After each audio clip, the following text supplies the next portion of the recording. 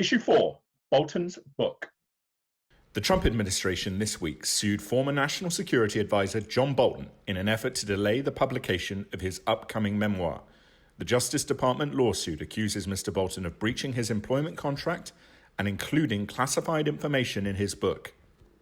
Clarence, Simon & Schuster, the publication that is representing John Bolton on this book, or the publisher, has made the slightly clever decision, one might say, to send out a lot of these books to various journalists, this one included. Seems that the genie's out of the bottle. No way the government can really put it in now. What do you say on that? I agree with you, and this is actually standard procedure now, Tom. The publishers are smart enough to send out books to selected journalists. This has happened with me on occasion, not this one, unfortunately, but anyway. Well, I had to beg for it, so anyway. Yeah, right. A lot of us are, but certainly the cat is out of the bag now, and I think that on the whole, this is playing out a lot like previous disclosures. But Bolton is being really seen by a lot of people as a snitch with dollar signs in his eyes. He didn't testify when it could have made some difference, might have had some impact in the impeachment hearings. Instead, he holds it back to enhance his sales, which were going to be high anyway. So we're learning more about how President Trump is, he wanted to get reelected. All of his policies seem to be focused on that. Pat, how much do you think this will further sort of calcify these divisions between the Trump worldview and what some in the administration would say were the Republicans who could never be trusted, Mattis, Bolton, etc., whereas Republicans, of course, like myself, would say those were the great people. What say you on John Bolton? Well, basically, on your point about the foreign policy, Trump came in with a new foreign policy, anti-intervention, get us out of these endless wars, secure the border, more nationalist trade policy, which I agree with, and he had every right to do.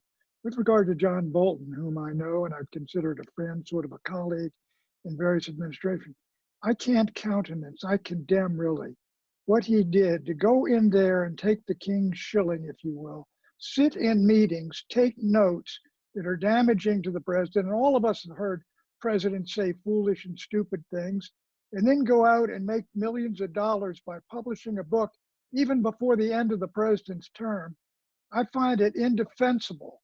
I mean, this is the doing of a snake, excuse me, to do something like this to the president you serve. I don't care whether it's Jimmy Carter or Bill Clinton or whoever it is. I'm sorry, there have been other tell-all books published while the president they were serving was still in office. Trump doesn't get any special exemption. And I think John Bolton and others have a higher duty, if you will, to reveal what this president is about. And I wish he had testified in the Senate. I don't think it would have changed any minds, but I think it would have made it a lot more awkward for all those senators to keep him in office. He is clearly unequipped for the office that he holds. And he cares about one thing, it's advancing his own personal politics and lining his pockets. And he has put American national security at risk in his handling with China, with the way that is revealed in this book. So, I think Bolton does a service by revealing this. I wish he had done it at a point where it might have had some impact, but I fault all the Republicans who were basically just sitting quiet while this person holds this office and is so clearly putting all of us at risk. The way he has handled the virus in particular, there's no reason why we should have 1/4 of the deaths in the world from this virus, but it's because he has not taken any leadership position. Kelsey, one of the challenges here is that, we look at the foreign policy people that have been around President Trump, and even now there's tensions with the Defense Secretary, Mark Esper. It seems that, whoever the president picks into these positions, and there may be the case about them being disloyal that Pat, I think, quite justifiably makes, but, doesn't this say something about the president's temperament, his leadership challenge, in the sense that he keeps picking people who ultimately find themselves deciding to go against him when it comes down to it? Right. And when this repeatedly happens, you have to wonder if you are part of the problem. Right. Your picks for these important positions. Look, I echo everything that Pat said. I find it incredibly distasteful the way John Bolton has rolled out this book. I have not read it, but my understanding is that Attorney General Bill Barr was present for many of these conversations and had a very different understanding of them. And you lose a lot of nuance and just note-taking, and this is one man's perspective on those conversations. We know President Trump throws firebombs. That's quite frankly why a lot of Americans are so attracted to him, because he's not afraid to say what he thinks in the moment, for better and often for worse. But that said, I don't appreciate John Bolton releasing this book prior to the lawsuit that he's facing over it. And I think there are some legitimate national security concerns that should have been addressed prior to its publication. I don't think there's anything in there that's classified, and the administration's attempts to stop the distribution of the book will go nowhere. So, Clarence, one of the broader issues here is this idea. One of the things that's been referenced in the book is the idea that President Trump endorsed Xi Jinping's concentration camp policy, where more than 1 million Uyghurs have been put into concentration camps. You know, looking at that, my gut suggests that was probably Xi Jinping saying, we have this counterterrorism program, and Trump hadn't read his briefing and then said, well, that's good. Not that President, because why would Xi Jinping admit he runs concentration camps, right? You know, so to Kelsey's point, how much of this do you think, you know, really we have to be careful, because it's just one interpretation, and quite frankly, it resides on a presidency, for good or ill, I guess ill, that doesn't have a particularly keen interest in learning more about complex issues. Well, I agree that both Xi Jinping and President Trump speak in a diplomatic code that could sound like gangster code at some points. But I think what you can tell, though, in general, this is the President Trump we know. His humanitarian concerns and his real sense of empathy are both underdeveloped, to be polite about it. And he wants to get reelected. This sounds like the kind of behavior he's been accused of before. Again, it's too bad that Bolton didn't come before Congress and be cross-questioned on this. But Clarence, you know, one follow-up there. People might say, you know, look at the Syria example, where 500,000 people have died.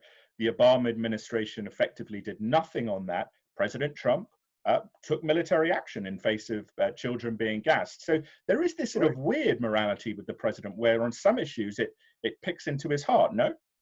Well, I don't know about it. I'm not going to try to read his heart. I don't have a microscope, but he's a transactional president. Let's go to Pat and then Eleanor. Pat. But look, let's take the situation where he says to Xi Jinping, hey, you can get me reelected if you do this deal. I can see I can see a president making a wiseacre comment like that. We know that Trump speaks offhand when he had, you know, these Kislyak and the other foreign minister in the Oval Office. He's talking the way he shouldn't have. That just tells you he's very inexperienced. He's new to this. He's not like Nixon, for example, who had 20 years steeped in foreign policy before he got there. So I don't take a lot of this seriously. He has been president 3 years and he wants another term. So I think we need to start taking some of this stuff seriously. And the back and forth about North Korea, which was a fool's errand from the start. I love the point where the Secretary of State, Mike Pompeo, passes a note saying he is so full of four-letter word. This has the ring of throughout, and it adds to the body of knowledge we have about this president. It adds, and I think it will make it rather difficult for the president to run against Biden, saying Biden is kowtowing to China, when we see all the details of his relationship with President Xi in this book and elsewhere. Kelsey, one of the challenges, of course, though, is, you know, we look at North Korea, things seem to be moving in a bad direction there. And yet the president's personal unconventional diplomacy has given us a respite for nearly 2 years of ICBM missile tests. You know, there could be a case, you know, where the reality meets some of the more silly rhetoric that actually, you know, we're not in a major war. The situation in Afghanistan relatively stable. You know, what say you on that? Absolutely. I think this speaks to a larger point that the reason many on the right, including myself, can actively support the president isn't because of his rhetoric that we read on Twitter or we hear him speak. It's because of the policies that we see come out of the Trump administration. And I think nowhere other than the foreign policy front have those policies been stronger and been effective. We absolutely were in a very frightening time regarding tensions with North Korea as President Trump was taking office. That could have taken a very different turn. And his response to Syria, as you brought up, you often hear him criticized by these liberal politicians in Europe, but many countries like Poland and so forth are huge fans of President Trump. He's being a new type of leader instead of leading from behind, as I would argue President Obama was doing on the foreign policy front. President Trump is leaning from putting America first, but putting Americans first, which is a completely different foreign policy than we've seen from any other administration on the right or the left. Very Tom, quick, I really think, don't you agree that the president did a good thing when there are horrible tensions, rockets going across the Sea of Japan, when he said, to the devil with it, I'm going to go see that guy and see if we can stand down and do some kind of deal where he gives up nuclear weapons, we recognize him, give him aid. Are and we trade better with off him. now? I'm going to try. No, maybe it didn't work. all right. Maybe it Clarence, didn't work. concluding. You got to try. Are we better off now? Are we better off now with North Korea or Syria? No. The fact is that Trump doesn't have follow through. It might have been a great idea to go into it, but he's not the great negotiator he claimed to be or thinks he is. I think making the effort with North Korea helped We're out in of 2 time. years. We're out of time.